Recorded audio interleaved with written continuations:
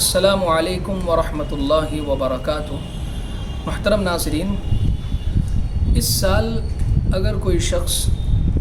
حالات کی وجہ سے یعنی قربانی کا جانور کسی کو نہیں مل پایا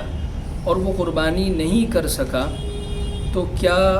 اس کے لیے قربانی معاف ہو جاتی ہے؟ اس کا جواب یہ ہے، دیکھیے اس سال چونکہ کورونا کی وجہ سے، وبائی بیماری کی وجہ سے حالات ہیں،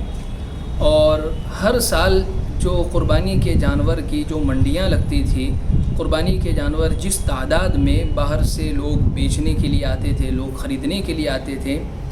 شاید وہ اس مرتبہ نہیں نظر آ رہی ہے۔ تو اس تعداد میں جانور ایک دوسری جگہ پہنچ نہیں رہے ہیں، تو اگر کوئی شخص جانور نہیں خرید پایا یا نہیں مل پایا تو اب وہ شخص کیا کرے؟ سب سے پہلی چیز تو یہ ہے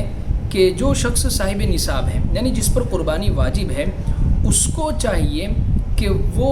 جانور خریدنے کی خوب کوشش کرے، یعنی صرف گھر پر ہاتھ دھر کے بیٹھ نہ جاوے۔ اس کے لیے جو کوشش بن سکتی ہے، یعنی جو چیز ہمیں حاصل کرنی ہوتی ہے، جب ہم اس کے لیے کتنی کوششیں کرتے ہیں، تو قربانی ہمارے ذمہ ایک واجب ہے، اللہ کا حکم ہے، تو ہم ہر ممکن اس کے لیے کوشش کریں، دوستوں سے بات کر کے، قربانی کے جانوروں کے جو ہر سال کے بیوپاری ان سے بات کر کے، تعلق والوں سے بات کر کے کہ بھئی ہمیں قربانی کا جانور کہاں سے مل پائے گا۔ تو سب سے پہلے تو خود جانور کو تلاش کرنے کی اور اپنے گھر لانے کی کوشش کرے اور اپنے ہاتھ سے ذبح کرے۔ جب اس نے یہ کر ہی لیا تو خود قربانی ہو گئی۔ لیکن اگر کوئی شخص قربانی کا جانور نہیں خرید پایا یا اس کو نہیں مل سکا، یعنی مثال کے طور پر جس علاقے میں وہ رہ رہا ہے وہ علاقہ ریڈ زون ہونے کی وجہ سے یا کنٹینمنٹ زون ہونے کی وجہ سے، اس علاقے میں کیسز زیادہ ہونے کی وجہ سے بیماری کے،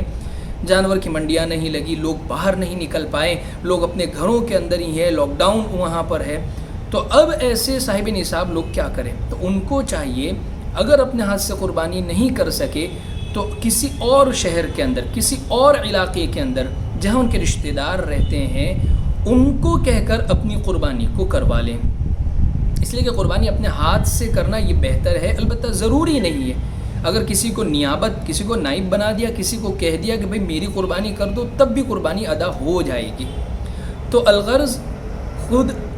قربانی کرنے کی شکل نہیں بن پائی تو کسی اور علاقے میں اپنے رشتہ دار کے ذریعے سے قربانی کروا لے۔ بہت سارے مدارس اداروں کے اندر بھی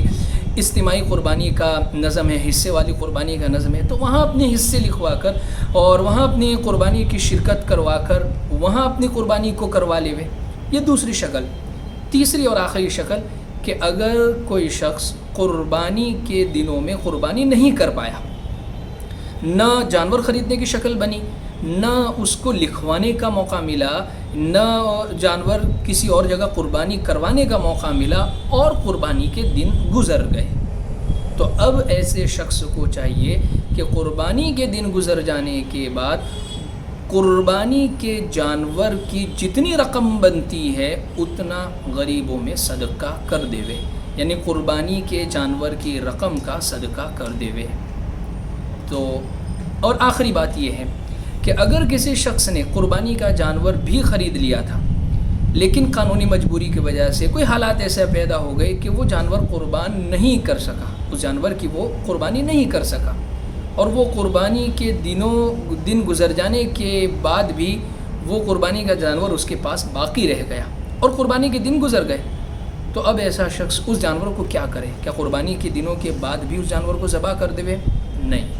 قربانی کے دن گزر جانے کے بعد اب قربانی درست نہیں ہوگی، اب اس جانور کو زندہ کسی غریب کو وہ صدقہ کر دیویں۔ خلاصہ یہ ہے پوری بات کا، لاک ڈاؤن کی وجہ سے، حالات کی وجہ سے قربانی اگر نہیں کر پایا تو قربانی معاف نہیں ہے۔ پہلی شکل یہ ہے کوشش کریں، دوسری شکل یہ ہے کسی اور جگہ کروانے کی کوشش کریں، یہ دونوں شکل اگر نہیں بن پائی تو قربانی کی رقم کا صدقہ کر دیویں۔ والسلام علیکم ورحمۃ اللہ وبرکاتہ۔